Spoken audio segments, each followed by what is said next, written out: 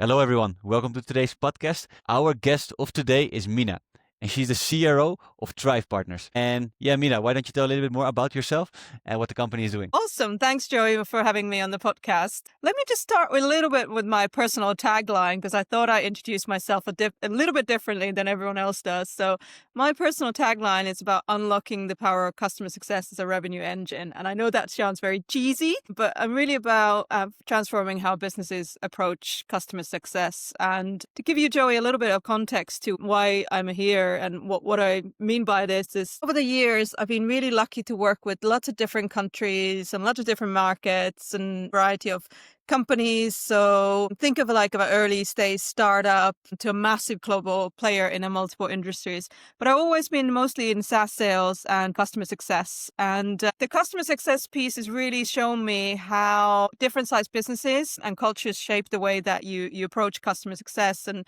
of course, like how you can get business results from that. Ultimately, have a think about it. If you don't have any customers, you don't have any revenue either.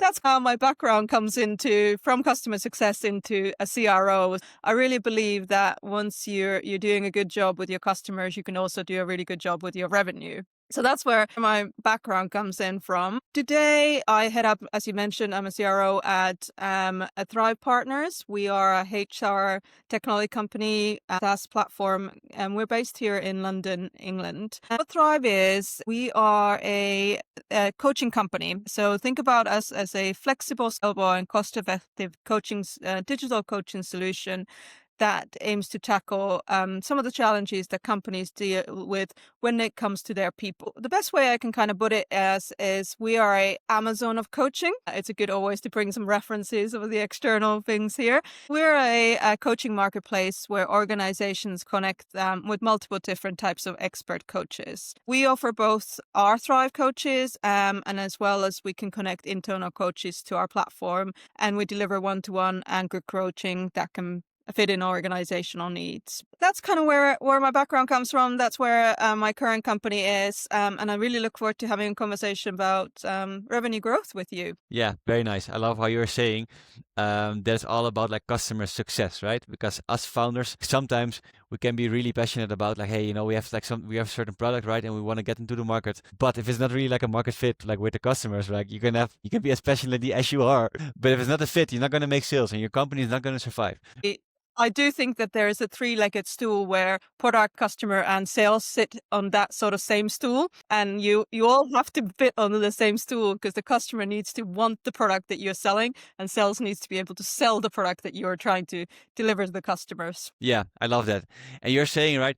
So you offer coaching for companies. What do you see I'm really curious about this. Like, what do you see in the people you guys are helping, the companies you guys are helping? Which aspects in business or maybe even like personal, like companies need coaching in the most? Yeah, it's a good question. I think generally, if you go from coaching an individual to a company level, there's different needs that the organization is looking for. But ultimately, we can really coach everyone, really from a new joiner to a senior leader. It can be around leadership skills, productivity, motivation, employee engagement.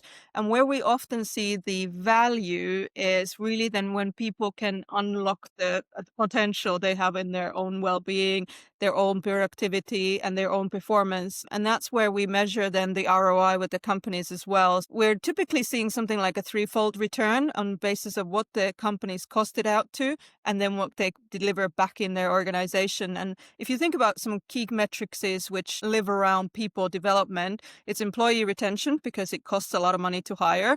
It's about people being engaged and motivated because that improves their performance and how they actually engage in the company. And that really leads to that overall cost savings or revenue improvements in the companies. It really starts from the personalized need. It actually leads into the organizational improvements. Yeah. I love how you're saying that because even if I look back at my personal life, like in order for me to be at my peak state, you have to take care of yourself the best way you can. And this is maybe sometimes, like especially in business, this is sometimes very underestimated because it's about like reaching your target. You have to reach your goals, right? And then you get so busy with the day-to-day life that you forget about the fact like, hey, how are you actually feeling throughout the day? Do you feel like you're actually being of value of the company? And if a person, I can totally imagine if you're in a company, you're of value of what you're doing, you feel so much better.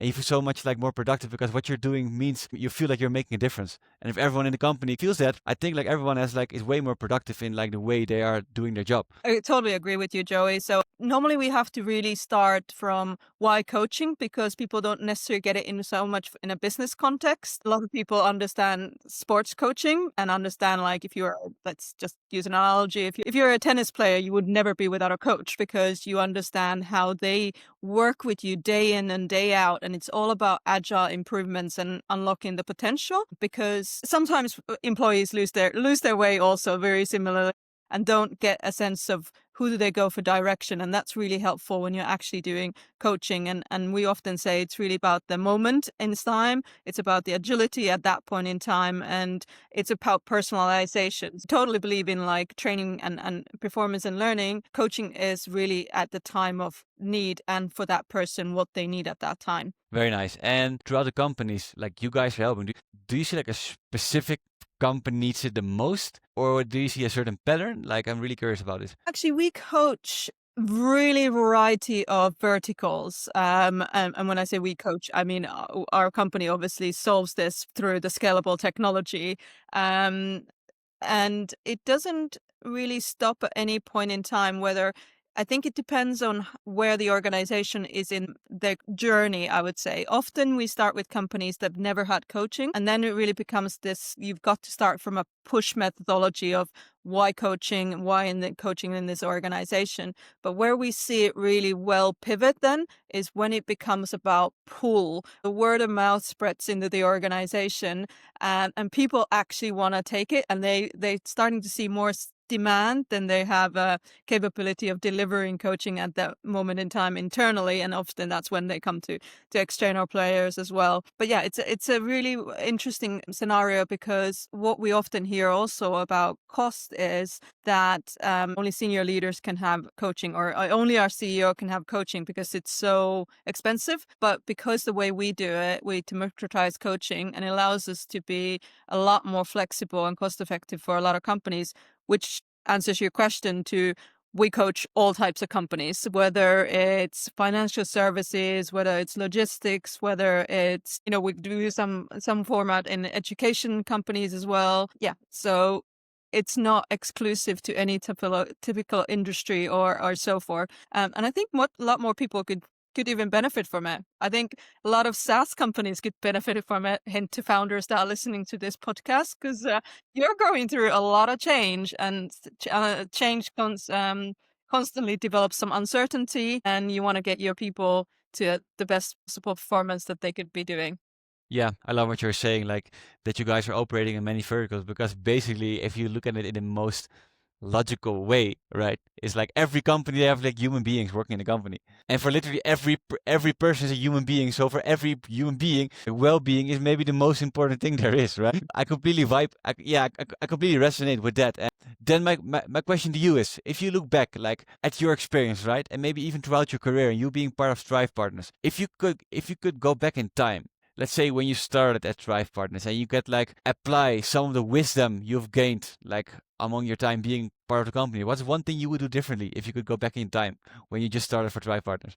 I would say one of the big growth areas that we've learned is the best way to grow this type of business, where it's quite about people, it's actually through word of mouth, because it's not really like a typical SaaS plug and play solution. Although we are a technology platform, it's ultimately about the people. So people, organizations come to us because they want to solve a people challenge, and the way that they tend to do it is they trust other organizations who have done it. So our best growth strategy is really about that, getting in the word of mouth there. It's to references, it's existing stakeholders, it's other companies that then are in a similar position that these companies that have come to us and solved and unlocked the potential could come. So however the word of mouth, we could get wider around there. That's one of the lessons I've learned. And I would repeat that over again in other companies as Very well. nice. So what are the ways you guys are acquiring new customers? And you're saying like word of mouth is very important. Correct. And I would even put it to as a generic format in the customer-led growth. I think if you really start with a new business, what we were talking about there, Joey, earlier, is that you really chase the growth without actually listening to your customers. So from our Thrive, the growth has come from understanding and growing our pain points. So how do we solve for different pain points at the same time? Obviously, one way is to do one-to-one coaching. The other ways that we do is group coaching.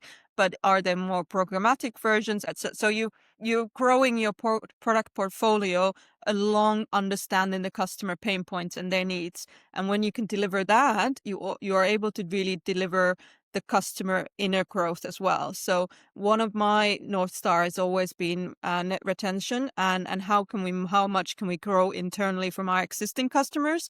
But then also when they go somewhere else, because we know everyone always moves around, and you've got to be in a position where they're happy and valued and they understand that if I was to now repeat this in my next company, it would give you similar results.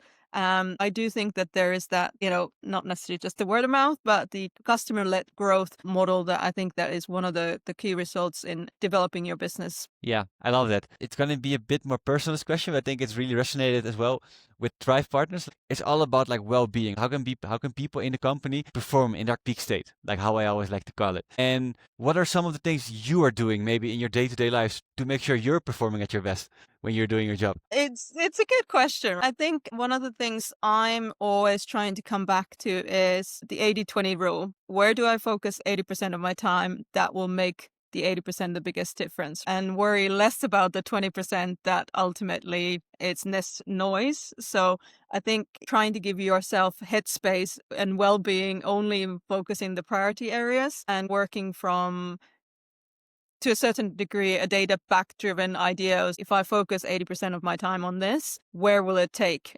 Stripping out the rest of because we get so much cramped into our week and in our days that often you don't end up thinking the big picture. How do you get to a point where you can really think about your big picture and what you're ultimately trying to influence in the company? And whether that's from my role perspective, is it what we sell, how we sell, who we sell to, and how do we keep those customers? Because I believe that's ultimately what delivers revenue for you. Yeah, I love that. Have you, by any coincidence, have you read the book The One Thing? No, but it sounds like very much. But I've read the article 1% better, right? If you make something 1% better at the end of the day, in the 52 weeks of the year that you have, how much better can you be? Yeah, it's yeah, and it really resonates what you're saying, because that book is maybe like a recommendation for the listeners here. It's all about like the 80-20 rule. 80% of your efforts focus on the thing which is going to give you the most leverage. And if you keep doing right every day, you focus on what actually gives you the most leverage, you're going to be the most productive, and you're going to feel like you're making a difference because you don't put your intention and like your energy and stuff which doesn't really matter in the end. And I think like a lot of founders who are watching the podcast right now, I think in a day-to-day grind, it's really easily to fall into that. And then you're actually reflecting on the day, like, was I really productive? No, maybe I had a meeting which was like maybe 1 hour too long. Or like maybe the discussion was going nowhere, but I was still putting up with the discussion. And I really like what you're saying about having this focus and keep being sharp on what actually gives me the most leverage in a day, what you're saying. And ultimately then linking it back to the big picture is like, what did I start this company in the first place? What is it that I want to change? And often the most innovative companies is ones that then do best because they've got something that they really want to prove out there in the market. But like all that still requires some level of detail getting it there. But also I think the other thing I would say for the founders is that if you're hiring the right people and you let the people do the best job that they can possibly do in the area that they're experts at, you will have a lot less to worry about in your day job.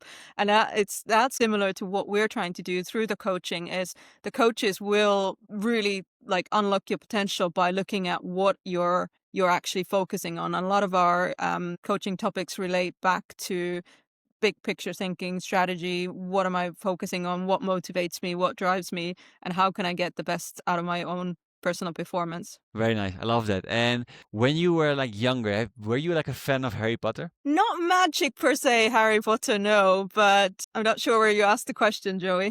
Okay. I mean, I was a huge fan of Harry Potter. I read all the books, like I watched all the movies, and in this Harry Potter, he always has this magic wand. And with his magic wand, he can always do this kind of magic. And let's say, for example, in this podcast, like this pen is a magic wand, and with this magic wand, you could solve any problem right now in the company with just 1 second. What problem would you choose with this magic wand? If I had that magic wand, I would use it to grow our pipeline, because I think ultimately you always want a bigger pipeline than you have, because you want to have the growth area in there where you have your garden and you can nurture it and seed it and plant it. But if it's already presented for you and in a nice CRM, then that's the magic wand I would use to you get it. I think when you're in a startup as well, you're always struggling from gaining the awareness piece. It's like, how can you get known when you're not known? And that takes a lot of money often enough, right? Like your biggest expenditure at first tends to be exposure, awareness, creating that understanding of why your product's better than everyone else's. Especially if you're trying to establish a new category, you're talking at least $1 million to start broadcasting that. If I had a magic wand and I was in an early stage startup, I would use it to get massive growth pipeline that you can then nurture and build your business on. Yeah, I love what you're saying. Like also building awareness and creating a pipeline. As you might know as well as like CRO, it's like there's always like a small percentage of people of companies once you get in touch with them, they're always like ready to kind of buy because they have like a pretty urgent need and they kind of need to fix an issue. But then there's the other biggest part, like the 97%, which they might not even know they have an issue. But if you actually ask them the right questions, they start to realize like, shit, maybe we need coaching right now. Same what you're saying in the podcast to like the SaaS founders, like maybe they're realizing in this podcast, like, hey, maybe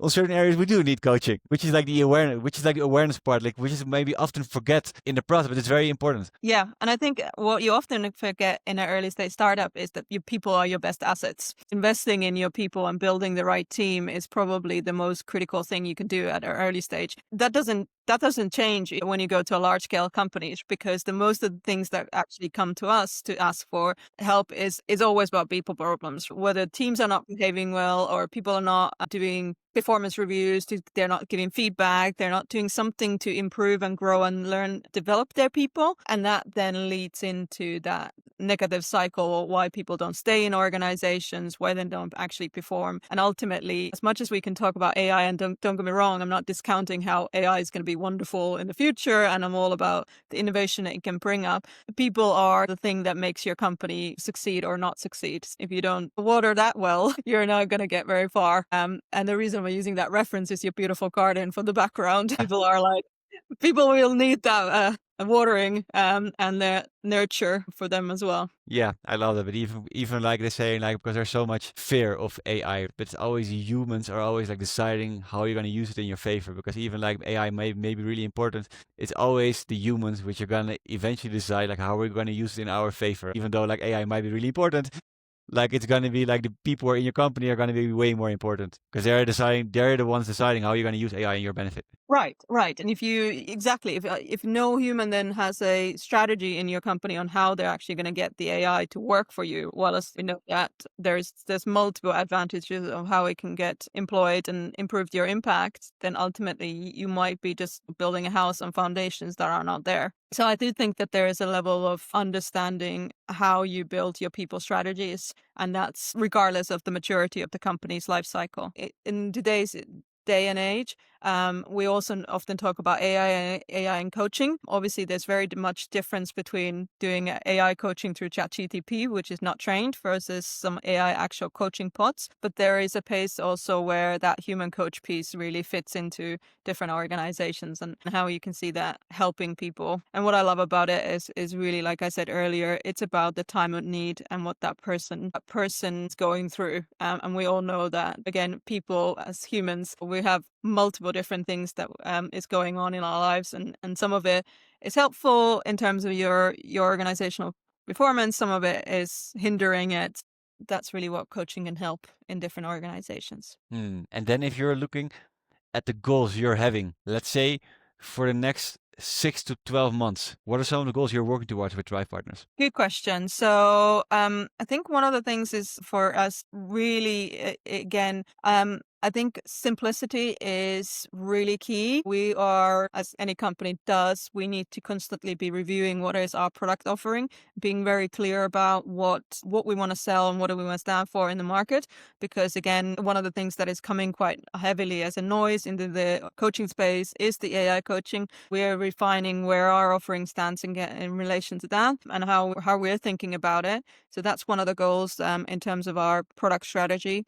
And what are we doing in 2026? Because I think it's rather than just being specifically a dev or a product strategy, it has to involve all the commercial engine as well. So we're understanding what our customers wanted and what we're going to sell to them next year in terms of our product suite offering. And then the other piece is really thinking about our growth strategy for 2026. We're just doing budgeting and forecasting right now in terms of where we think our growth and expansion is coming in. As a CRO, obviously we've got two strands, whether we're looking at the new business or we are driving the existing customer growth, but both of those strategies need to start coming up to that total revenue number and what are we looking for in terms of our numbers for next year. So I guess that's the end of the year goals typically evolve around the next year planning. Very nice. So exciting times ahead. And one last question, which is going to be maybe the best question of the podcast, depending on how you see it. It's going to be like, let's say with all the experience you're having, right? Like you being part of Thrive Partners, even throughout your career. For the founders and the people who are watching the podcast right now, if you could just give away one thing, one piece of wisdom you've gained among the years, and they can start implementing it straight away after the podcast, what kind of wisdom would you give away to those people who are watching the podcast right now? My goodness, that is a $1 million question. I think literally $1 million question. I think one of the piece of advice for the founders, I would say, is go back to the why. And I know it's going to be a really lame conversation, and you can Google Simon Sinek to the death and go back to his theory on why. But I think, especially when you're at that early stage, you got to believe in your why, and you've got to get your rest of your people to believe in your why, because often enough you're competing against an existing products that are out there and have done it better multiple times. If you're trying to disrupt an industry, believe in your why, believe in your product, but also ensure that the rest of the team also understands that why and believes in it. And I know that's probably quite, again, very, very philosophical, but I think in ways that we were having a philosophical debate about culture, and culture is really created within, and the culture starts from the why. And if you want a good company culture, you got to have people that believe in your why. Yeah, I love that. And maybe it sounds cheesy, but I think it's not, right? I truly believe in like the best things in life are often the most simple things, right? And I think what you're saying earlier in the podcast, when you're building a house, let's say your business, you have to start with a healthy foundation. And I think if you go really at the root cause, like your healthy foundation is your why, because in doing business, it's really easy when things go well to keep going. Hey, we're making the sales, we're serving these customers, but what are you actually doing when shit hits the fan?